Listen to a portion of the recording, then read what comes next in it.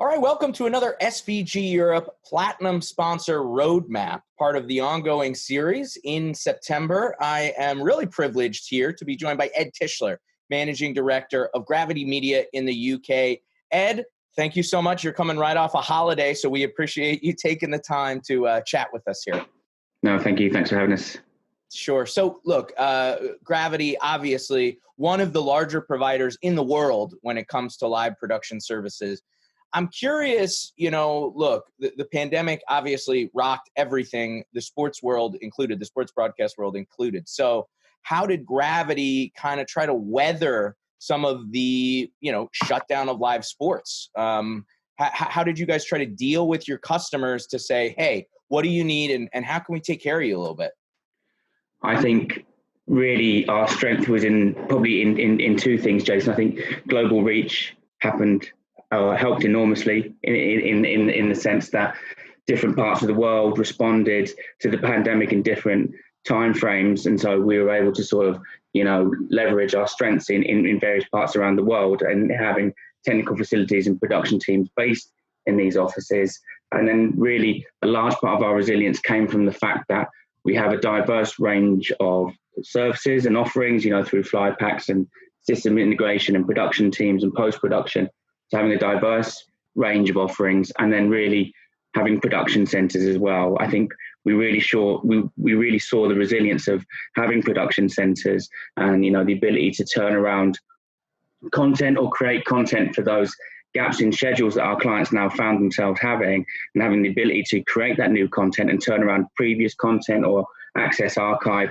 That really helped us sort of, get through the more serious times of the pandemic for sure. Yeah, I mean, it was amazing how archives suddenly became like gold, right? Everyone said, well, we don't have no live content, so let's take what we have and we got to fill the airwaves somehow, right?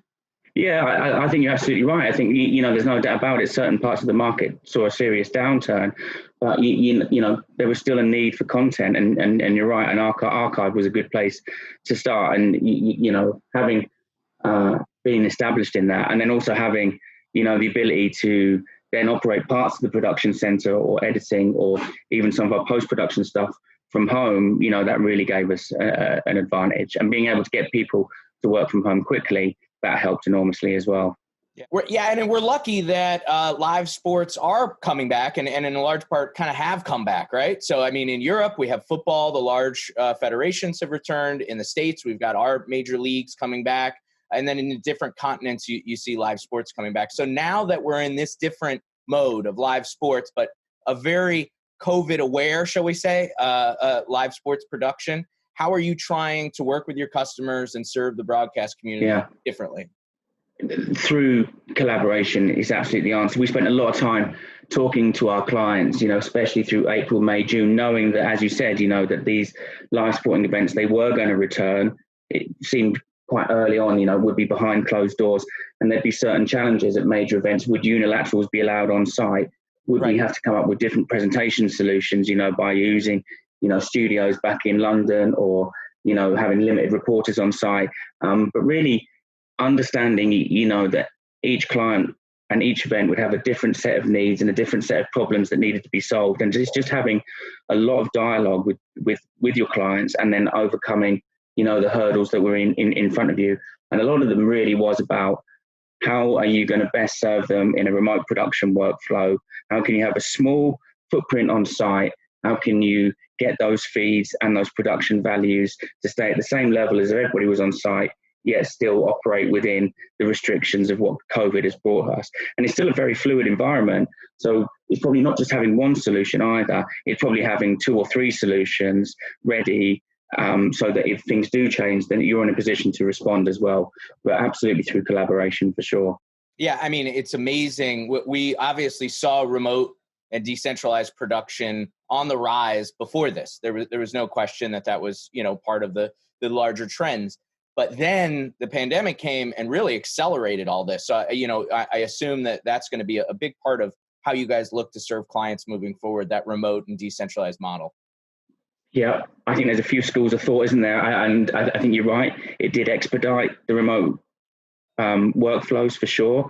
I think various members of broadcast had to take sort of slightly braver steps a bit quicker, but probably found that it was a more trusted workflow than maybe they had considered.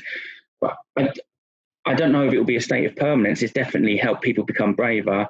I think you will see, unilaterals, they will return to site, or, working from home won't be the norm in the quantities that we're seeing now. But it's definitely pushed the industry into sort of coming up with new ideas and new solutions. And you see that across the market. People have been very innovative and quite forward thinking about, making all of this work in a very quick period, like you say, in a matter of weeks. It's definitely helped with that. Yeah, sure. So again, like I said, live sports are back and you guys are back. It is a little different, but what are some big projects that Gravity is working on, or has been working on, or has coming up over the last few months and in the coming months? I think probably of recent, for us, with our production centres, being involved with the FA Cup and the UEFA domestic finals, helping put them on and working with various federations to, that change in schedule with the footballing calendar. They've been fantastic at getting that stuff to where one of the bigger challenges for our projects team is obviously being over in New York at the moment, putting on or helping to put on the US Open Grand Slam and the Western Southern event prior to that. So, being able to provide those services in America, whilst the restrictions carry on, that's no mean feat. And again, when we talk about collaboration, the amount of planning that went into that was enormous. And I think what everybody's achieved over there is absolutely fantastic. So, yeah, I think to be involved in some of those larger events at the moment is great kudos to us and the team for sure. Yeah, to be able to pull off the tennis event here in New York has been pretty amazing. Considering that it is obviously an event of that size is insane under normal circumstances. Yeah, let alone exactly. Under these, right? Yeah. A lot of planning went into that into a very short period of time. So no, I think everybody over there has done really, really well for sure. So obviously we're not at IBC. We're here virtually. We're not having a pint on the beach at the the Rye. But look, you guys are always looking for what the next big innovation is. And I know you're always very busy at IBC. So if we were at IBC and through the virtual trade show this year, what messaging are you guys trying to put out in terms of Gravity Media? What messaging are you trying to put out to your customers? I think the messaging for us, Jason, would absolutely be, we rebranded to Gravity Media in October. So we would be taking the time at IBC to, again, spend time with our clients and really just explain, what that range and the breadth of depth of service that we have underneath that brand. And again, as I said earlier, the global reach that we have and how we can support our clients around the world.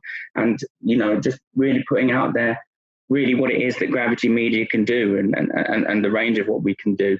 And then on the other side of IBC, is really getting an understanding from manufacturers what their roadmap is and talking to them about what our needs are and what innovation we're looking for.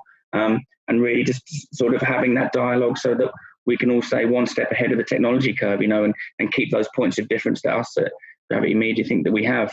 Yeah, absolutely. Look, there's not many people that have the transcontinental footprint that you guys do in this sector across, pretty much every continent. So that brings up the point, and I'm curious, what can we expect coming down the line from Gravity Media? Like you said, you guys have the rebrand kind of completed. That's going out. We're obviously living in a changing world, but maybe a little tease. You don't have to give us your full roadmap, but what do we have coming down the line from Gravity Media, and why are you guys making those calls?